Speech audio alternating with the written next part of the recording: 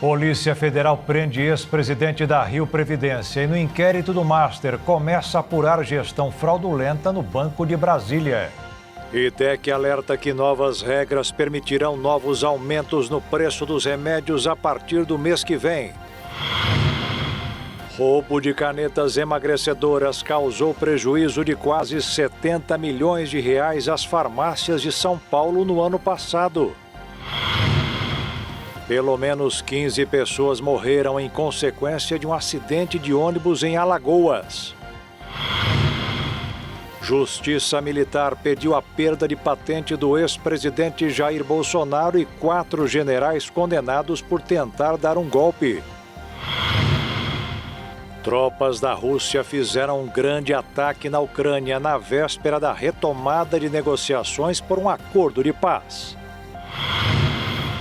Tempestades de neve provocaram dezenas de mortes no Japão e vítimas entre moradores de rua de Nova York. E pesquisadores brasileiros estão descobrindo que a inteligência artificial pode identificar se alguém está com depressão.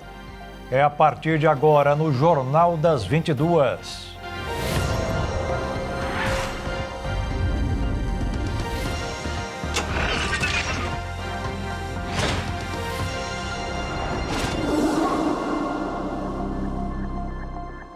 Olá, boa noite.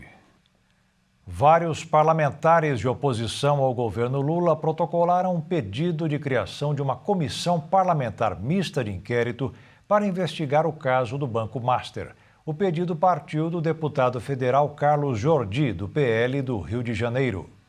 O deputado federal Carlos Jordi, do PL do Rio de Janeiro, confirmou que o pedido de criação da CPMI do Banco Master já reúne 280 assinaturas de deputados e senadores. O número ultrapassa com ampla margem o mínimo exigido pelo regimento do Congresso Nacional, que é de 171 deputados e 27 senadores, para a instalação de uma CPMI. Com o número mínimo de assinaturas já superado, o pedido de criação da CPMI do Banco Master deve agora seguir os trâmites regimentais no Congresso Nacional. Em coletiva de imprensa na Câmara dos Deputados, Carlos Jordi comentou sobre as assinaturas e intimou o presidente do Senado, Davi Alcolumbre, a instalar a comissão. Porque não é juízo de conveniência do presidente do Congresso Nacional fazer a instalação ou não. Ele pode incorrer em crime de responsabilidade. Portanto, esperamos que agora Davi Alcolumbre assuma seu papel como presidente do Congresso Nacional e faça a instalação dessa CPMI, um instrumento da minoria que hoje temos quase aí beirando a maioria da Câmara e do Senado, querendo a instalação desse instrumento para apurar as responsabilidades. Com a instalação da CPMI, a comissão vai poder convocar autoridades, requisitar documentos e realizar diligências para apurar os fatos relacionados ao caso.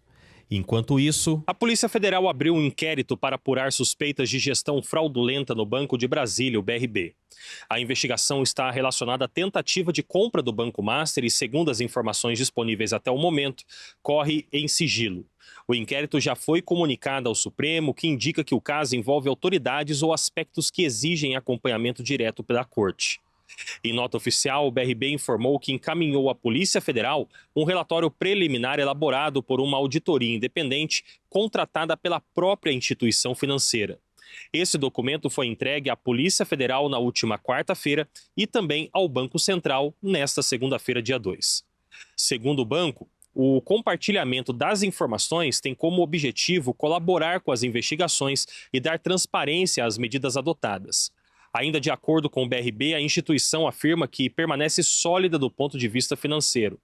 O banco destacou que os dados enviados à Polícia Federal e ao Banco Central buscam resguardar os seus interesses, recuperar créditos e ativos, além de garantir o ressarcimento de eventuais prejuízos causados por agentes investigados no âmbito da chamada Operação Compliance Zero.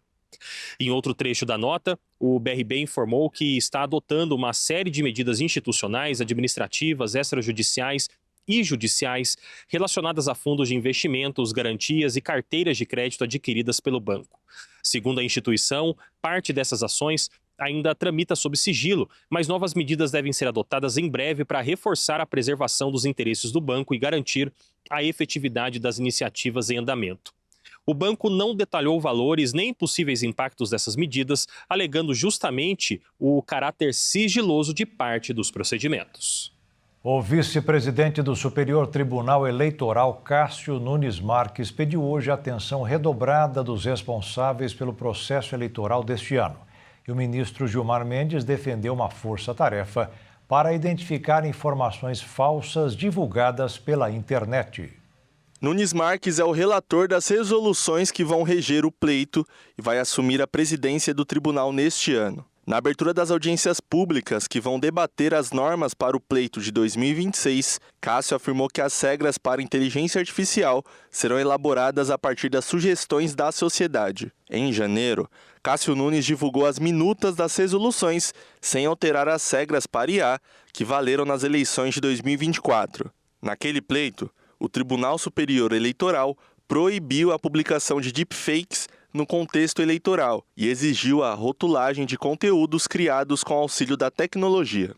De acordo com o ministro Gilmar Mendes, os chamados deepfakes, conteúdos audiovisuais falsos produzidos com alto grau de realismo por meio de inteligência artificial, representam um salto adicional de complexidade no debate sobre a regulamentação da tecnologia. Gilmar também afirmou que o Tribunal Superior Eleitoral não pode adotar uma postura apenas reativa ou exclusivamente repressiva. Por isso, defendeu a resolução editada em 2024, que regulamenta preventivamente o uso da inteligência artificial no âmbito eleitoral, com foco na diminuição de riscos e na criação de deveres de cuidado. O uso de deepfakes é vedado pela Justiça Eleitoral. De acordo com o ministro, essa proibição, aliada à exigência de transparência sobre o uso de inteligência artificial e à imposição de deveres de diligência às plataformas digitais, constitui um conjunto de mecanismos importantes para garantir a liberdade de escolha do eleitor. A Polícia Civil de Santa Catarina concluiu o inquérito sobre a morte do cão Orelha, que morreu depois de ser espancado, e dos maus tratos sofridos pelo cão Caramelo. Em relação à Orelha, foi pedida a internação de um adolescente apontado como o autor da agressão. No caso do Caramelo, que sobreviveu, foram 4 adolescentes. Como os suspeitos são menores de idade, não foi revelado o nome de nenhum deles, com base no Estatuto da Criança e do Adolescente. Pelo menos 16 pessoas que estavam em um ônibus morreram em um acidente em Alagoas. O veículo, com cerca de 60 passageiros, capotou em um trecho da AL-220, em uma região conhecida como Curva do Oeste, no município de São José da Tapera, no sertão alagoano. Entre os mortos estão 5 homens, 7 mulheres e 4 crianças. Os sobreviventes foram socorridos e encaminhados para unidades hospitalares da região, onde receberam atendimento médico. 18 continuam internados. Os passageiros voltavam do Ceará para Alagoas quando o motorista perdeu o controle do veículo e saiu da pista. Ainda não foi informado o que provocou o acidente. Segundo a Agência Nacional de Transportes Terrestres, o veículo, que foi contratado sem licitação pela Prefeitura de Coité do Noia, não tinha documentação, certificado de segurança, seguro e nem licença para trafegar.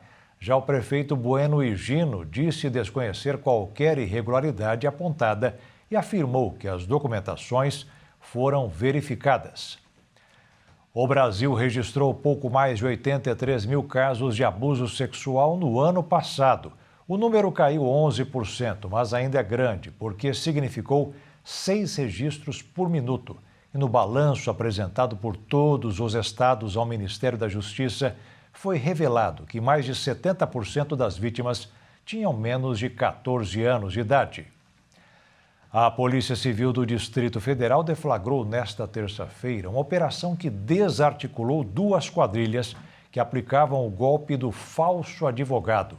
Depois de roubar a senha dos profissionais, acessavam os documentos da Justiça e usavam das informações para enganar as vítimas. As investigações tiveram início em julho do ano passado, quando 2 moradores de Taguatinga receberam contatos de supostos advogados, os quais tinham os dados de seus processos e solicitaram supostas taxas para liberação de valores, quando as vítimas transferiram 30 mil e 50 mil reais para os autores. Segundo a Polícia Civil, os criminosos obtinham acesso indevido a contas de e-mail de advogados por meio de senhas vazadas na internet. A partir disso, realizavam a recuperação de credenciais no sistema do processo judicial eletrônico, passando a consultar processos tanto no Tribunal de Justiça do Distrito Federal e dos Territórios, quanto na Justiça Federal, o que conferia aparência de legitimidade às fraudes. Após apuração em inquéritos policiais distintos, foram identificados 2 grupos de estelionatários oriundos da Zona Leste de São Paulo, sendo decretadas 5 prisões preventivas e expedidos 10 mandados de busca e apreensão, que foram cumpridos na capital paulista, junto com ordens de sequestro de valores. Os autores vão responder pelos crimes de estelionato, fraude eletrônica, lavagem de capitais e organização criminosa, ficando à disposição da Justiça após o cumprimento das ordens. E veja a seguir, IDEC alerta que novas regras permitirão novos aumentos no preço dos remédios a partir do mês que vem. E o roubo de canetas emagrecedoras causou prejuízo de quase 70 milhões de reais às farmácias de São Paulo no ano passado.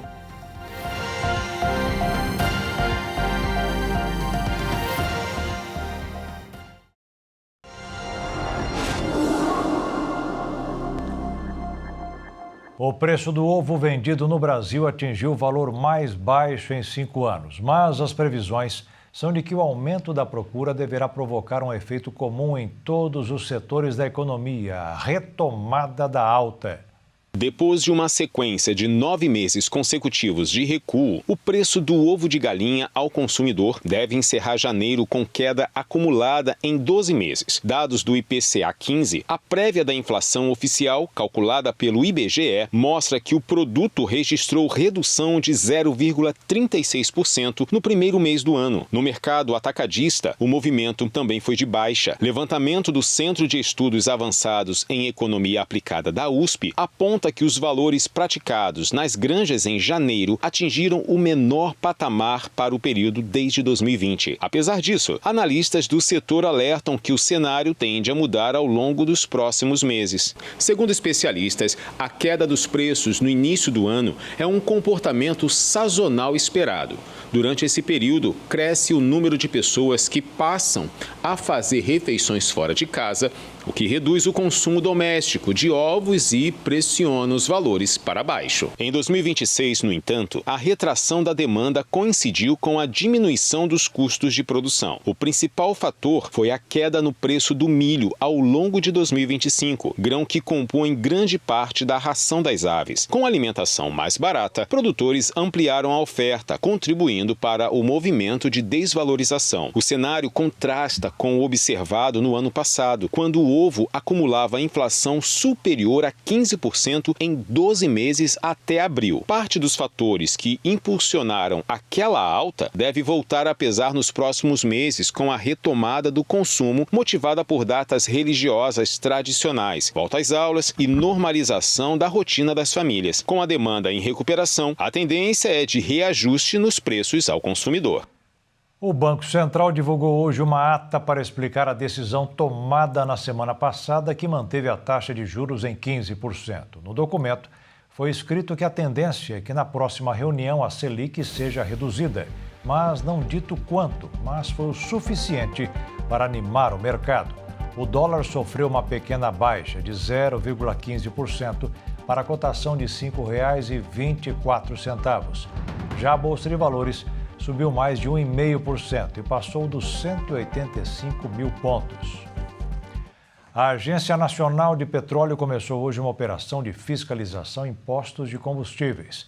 O objetivo é conferir a qualidade do produto e evitar fraude no abastecimento, que é a prática de colocar menos álcool ou gasolina do que está marcado na bomba.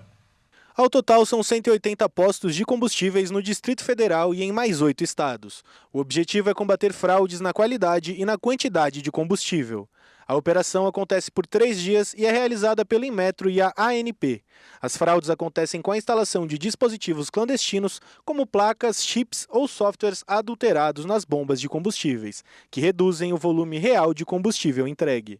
Os estabelecimentos que forem autuados pela ANP podem receber multas de 5 mil a 5 milhões de reais, além de penas de suspensão e revogação de sua autorização. Já no caso dos postos autuados pelo Inmetro, a multa pode ser de R$ 100 reais a R$ 1,5 milhão de reais.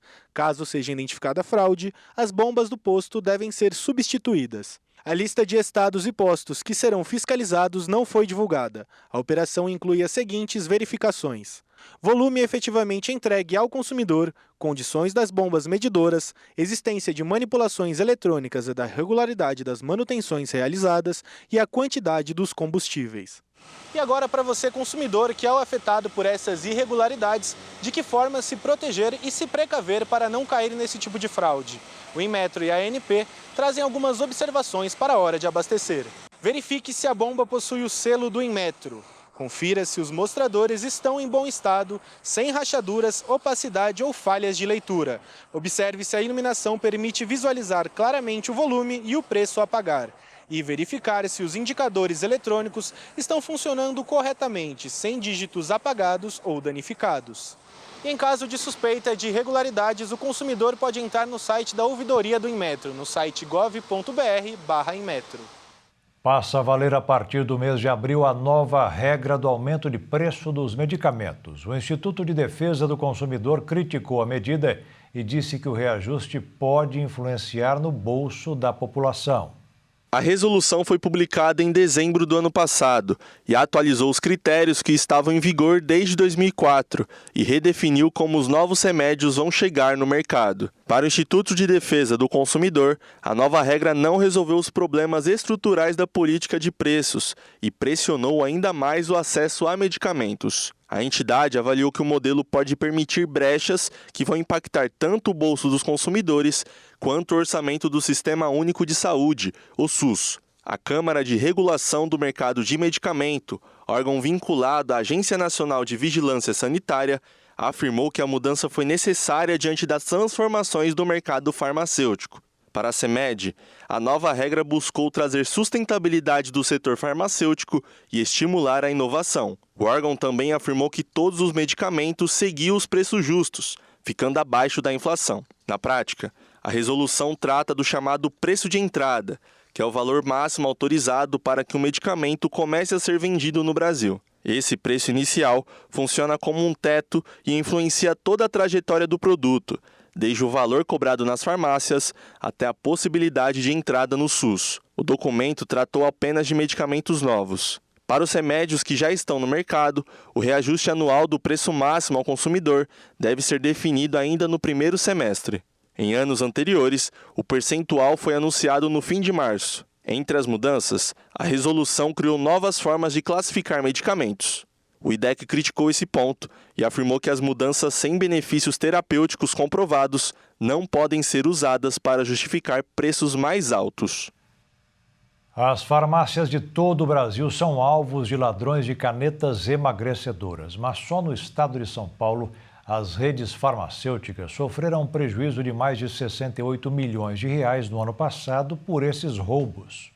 O roubo de canetas emagrecedoras está cada vez mais comum. Farmácias são alvos de ladrões todos os dias por todo o Brasil. Segundo dados da Abrafarma, Associação Brasileira de Farmácias e Drogarias, o prejuízo causado a farmácias do estado de São Paulo por roubos de canetas emagrecedoras chegou a 68,97 milhões em 2025. O levantamento considerou as 9 maiores redes do varejo farmacêutico atuantes no estado. Farmácias de bairros, por exemplo, não foram consideradas. Foram 3.838 ocorrências e foram furtadas 58.898 canetas emagrecedoras. Para ter uma média, foram 11 roubos por dia, sendo 7 só na capital paulista, que concentrou 64% dos casos. Os outros 21% dos casos ocorreram em Campinas, Guarujá, Guarulhos, Osasco, Santo André,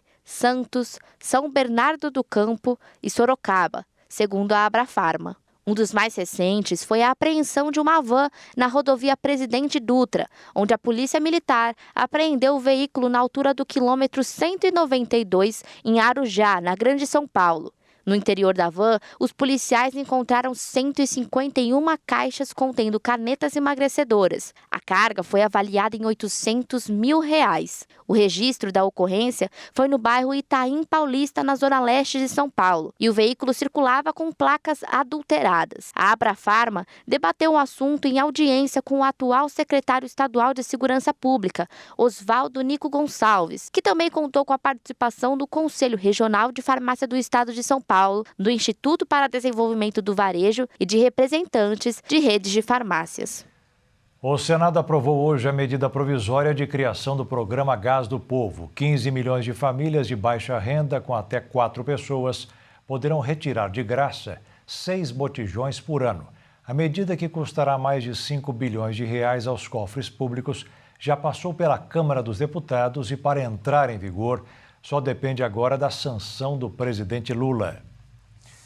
E o cultivo de plantas exóticas exige conhecimento e cuidados para que gerem frutos. É o caso da lixia e do rambutão, originária do Sudeste Asiático, que produtores do extremo sul da Bahia passaram a cultivar. Na maioria das vezes, as pessoas vão comprar, por exemplo, o rambutão e a lixia e eles não sabem diferenciar. E o que é mais comum hoje é o rambutão. Só que as pessoas compram o rambutão, principalmente a fruta, achando que é lixia. Qual é a diferença dos dois? Se você olhar, por exemplo, o rambutão, a folha parece parecida com o ipê. E a lixia, ela parece mais ou menos com o ingá. Entendeu? O ingazeiro, ele praticamente é quase da mesma família, só que um dá vagem e o outro dá um fruto um pouco menor, né? O que acontece? O rambutão, por exemplo, ele parece um corante e a lixia, ela parece uma casca de jabuti, né? E os dois são bem saborosos e a diferença também é o grão, o caroçozinho em cima, né? Dentro, na verdade. Um é maior e o outro é um pouquinho menor. E os dois é muito saboroso e está muito em alta na região. Ambos são da mesma família? Os dois são praticamente da mesma família. Só que são de regiões diferentes, né? A lixia, por exemplo, é de uma região mais fria. E o rambutão é mais do cerrado. E aí o que acontece? Na nossa região, principalmente aqui no extremo sul da Bahia, a gente tem esse clima um pouco mais temperado. Mas dá para se cultivar os dois, tanto na região fria como na região quente, né? Porque, no caso, por exemplo, do rambutão, ele é híbrido. Já a lixia, ela é clonada. Qual é a diferença do híbrido para o clonado? Isso aqui é a parte do embrionário dele, que é geneticamente modificado de acordo com cada região, né? Já aqui não, ele precisa de um cavalo para desenvolver de acordo com cada região também. E é isso que faz com que a nosso extremo sul, a nossa Bahia, seja e tenha uma diversidade um pouco mais ampla em questão de cultivo de frutíferas. Quais os cuidados que eu devo ter com ambas as plantas aí, até porque, como você mesmo disse, elas não são aqui da região? Sim.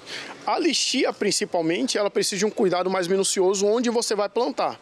O local onde a lixia for ser plantada, por exemplo, nas margens de rio, um pouco mais distante, né, mas que tem um pouco mais concentrado de água. Quando for plantar, é bom colocar no fertilizante substrato da mesma forma e adubação peculiar. Inclusive, por exemplo, a lixia, normalmente, ela tem de 8 meses a 1 ano e meio de produção, o ciclo dela, porque ela é clonada. Já o rambutão é de 1 ano e 8 meses a 2 anos e meio, o ciclo de produção dele de início, né? Pode acontecer de produzir mais rápido? Pode, mas é o período dado pela empresa que produzem, né? Se for para dentro de casa, então, para um ambiente ali de casa, é melhor a lixia? Melhor a lixia. Até mesmo porque ela vai produzir mais rápido, né? Certo. E a irrigação desses dois? Então, o rambutão, ele praticamente não requer uma irrigação, até mesmo porque ele é do cerrado. Já a lixia, ela precisa de ter um cuidado. Com nada, 3 vezes rega na semana. O rambutão, 1 vez na semana, está de bom tamanho. E a seguir, Justiça Militar pediu a perda de patente do ex-presidente Jair Bolsonaro e 4 generais condenados por tentar dar um golpe. E tropas da Rússia fizeram um grande ataque na Ucrânia na véspera da retomada de negociações por um acordo de paz.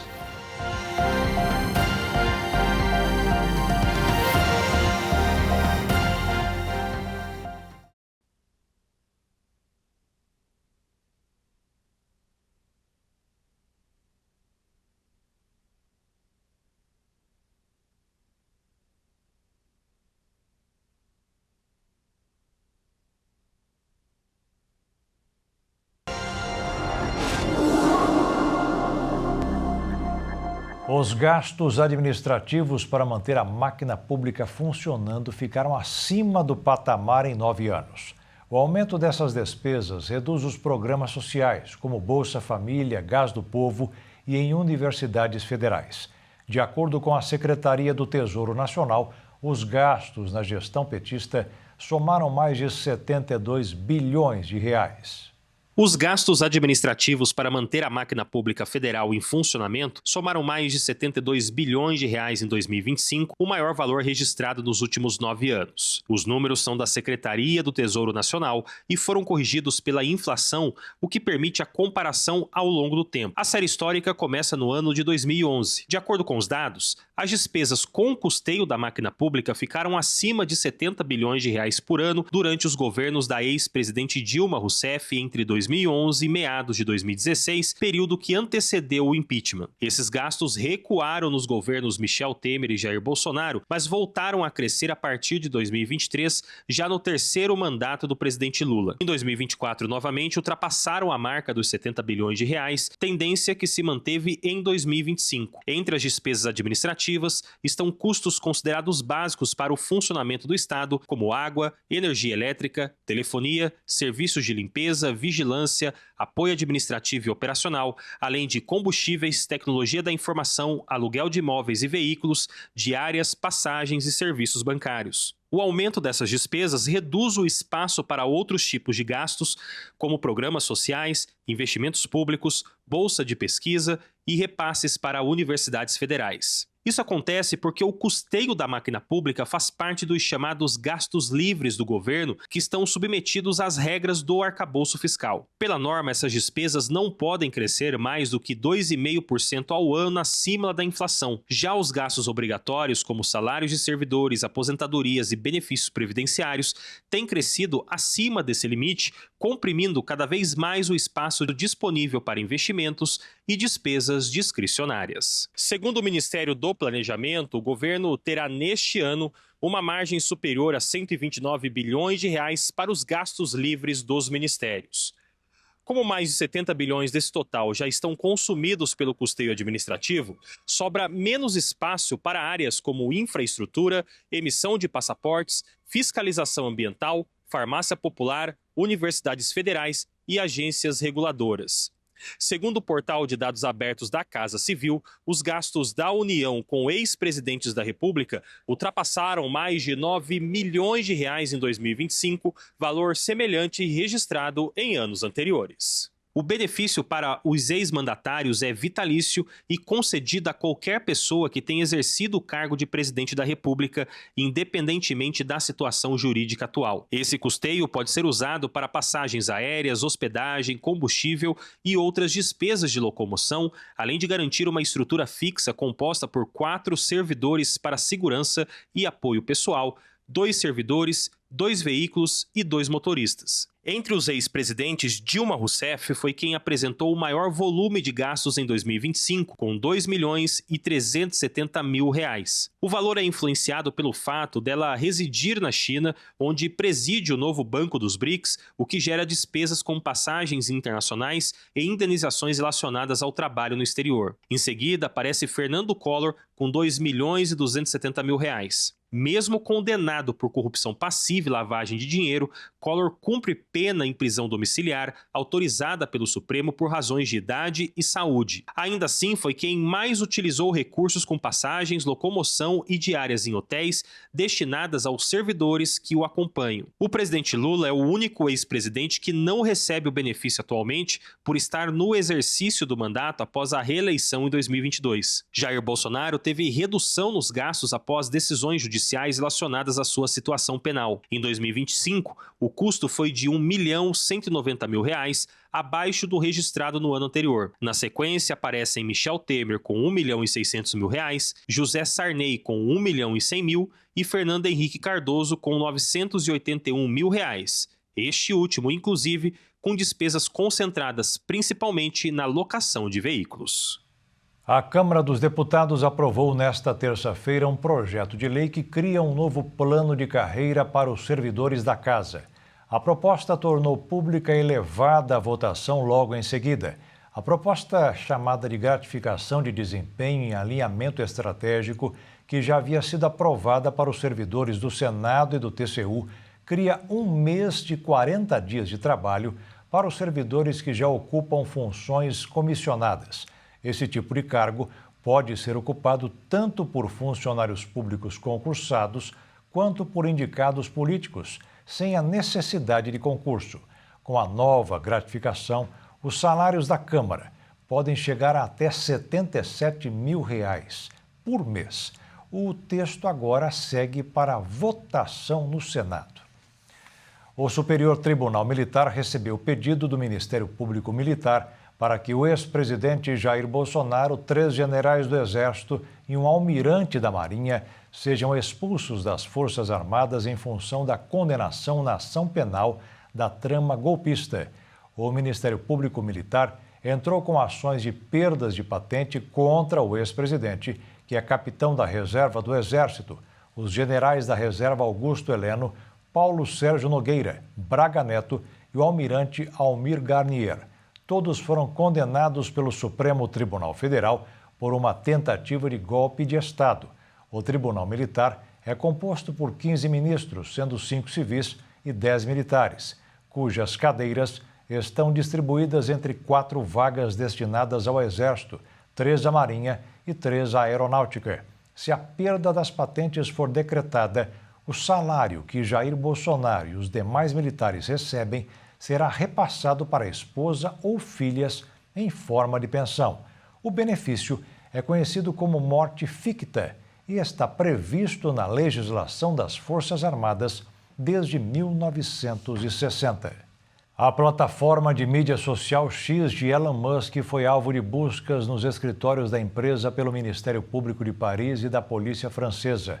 A ação faz parte de uma investigação preliminar que apura uma série de supostos crimes, como a disseminação de abusos infantis e deepfakes geradas pelo polêmico chatbot de inteligência artificial da empresa, o Grok. As imagens, muitas vezes produzidas a partir de fotos reais de mulheres, sem o consentimento delas, provocaram uma onda de críticas. O Ministério Público de Paris informou que as autoridades pediram que Elon Musk prestasse esclarecimentos sobre a plataforma. No próprio X, a rede social se posicionou contra as buscas do Ministério Público, alegando que as acusações não têm fundamento e dizendo que o X nega categoricamente qualquer irregularidade. O ex-presidente dos Estados Unidos, Bill Clinton, e Hillary Clinton, ex-secretária de Estado dos Estados Unidos, prestarão depoimento no Congresso em uma investigação sobre o criminoso sexual Jeffrey Epstein. O caso do ex-financista Jeffrey Epstein envolve o nome de figuras públicas, principalmente políticas, gerando uma batalha partidária em meio ao escândalo. Os nomes de Bill Clinton e sua esposa Hillary Clinton também estão sendo envolvidos no caso. O Comitê de Supervisão da Câmara dos Representantes de maioria republicana acusou o casal democrata de desobedecerem informações para depor sobre o vínculo deles com Epstein. No primeiro momento, Bill e Hillary Clinton se recusaram a prestar depoimento sobre o caso. Eles argumentaram que as intimações eram inválidas porque tinham um propósito de apenas o prejudicarem. Bill Clinton reconheceu ter utilizado a aeronave do financista para realizar trabalhos humanitários, mas afirmou que nunca visitou a ilha privada onde aconteciam os crimes. O Departamento de Justiça divulgou o último lote de documentos, fotos e vídeos dos arquivos deste caso, incluindo a amizade entre o atual presidente dos Estados Unidos, Donald Trump, e Epstein. O documento contém uma lista de acusações de agressão sexual relacionadas ao republicano. Muitas das denúncias são anônimas e possuem informações não verificadas. E a seguir, pesquisadores brasileiros estão descobrindo que a inteligência artificial pode identificar se alguém está com depressão. E tempestades de neve provocaram dezenas de mortes no Japão e fez vítimas entre moradores de rua de Nova York.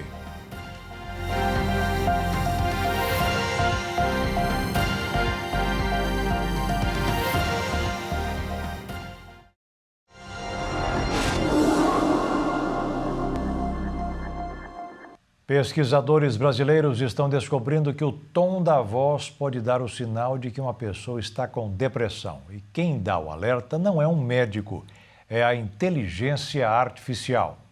Pesquisadores brasileiros desenvolveram um estudo que utiliza inteligência artificial para identificar sinais de depressão a partir da voz. A metodologia se baseia em respostas a perguntas simples do dia a dia, gravadas em áudio e enviadas por aplicativos de mensagens. Ao todo, 7 modelos de IA foram treinados para reconhecer padrões vocais associados ao transtorno sem considerar o conteúdo das falas. Os resultados, publicados em revistas científicas internacionais, mostram que os algoritmos conseguem detectar indícios de depressão analisando apenas características acústicas da voz, como ritmo, entonação, intensidade e variações sonoras. Parte das ferramentas apresentou desempenho consistente ao diferenciar pessoas com diagnóstico de depressão de indivíduos sem um transtorno, a partir de mensagens curtas sobre atividades cotidianas ou até da simples contagem de números. Nos testes, a taxa de acerto ultrapassou 91% entre mulheres e ficou em torno de 78% entre os homens. Diferença ainda sem explicação definitiva, mas possivelmente ligada a fatores biológicos da voz e a maior incidência de diagnósticos femininos. No Brasil, os casos de depressão cresceram 33% entre 2020 e 2024, segundo dados citados no estudo. Especialistas ressaltam que, apesar do potencial da tecnologia, a inteligência artificial deve ser usada como apoio ao rastreamento e não substitui a avaliação clínica e o diagnóstico médico.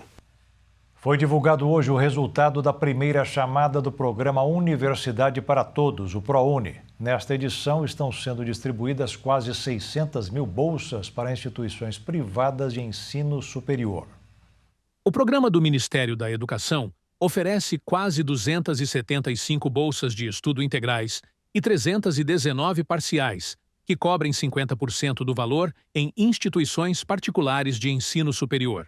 O ProUni é destinado a quem participou do Enem em 2024 e 2025 e obteve média mínima de 450 pontos nas áreas de conhecimento e nota superior a 0 na redação. Para garantir a vaga, o pré-selecionado ainda precisa comprovar renda familiar per capita de até um salário mínimo e meio e o certificado de conclusão de curso. Os candidatos que não conseguirem uma vaga na primeira chamada ainda estarão concorrendo à segunda chamada do programa, e o resultado sairá em 2 de março. Há também a possibilidade da lista de chamada para quem não for beneficiado por uma vaga em nenhuma das etapas anteriores. Para isso, é preciso acessar o site do programa entre 25 e 26 de março e manifestar interesse em participar da etapa. O resultado ficará disponível em 31 de março. O frio intenso segue avançando em várias partes do planeta. Em alguns países, como o Japão e Estados Unidos, está provocando mortes e muitos transtornos. Em algumas regiões, a rotina da população está sendo afetada, com problemas nos transportes e outros serviços suspensos. O ano de 2026 começou marcado por temperaturas muito baixas no hemisfério norte, indicando que o inverno chegou com bastante rigor. Um vórtice polar enfraquecido e distorcido aumentou as ondulações da corrente de ventos frios no hemisfério norte, permitindo que massas de ar gelado avançassem sobre latitudes médias.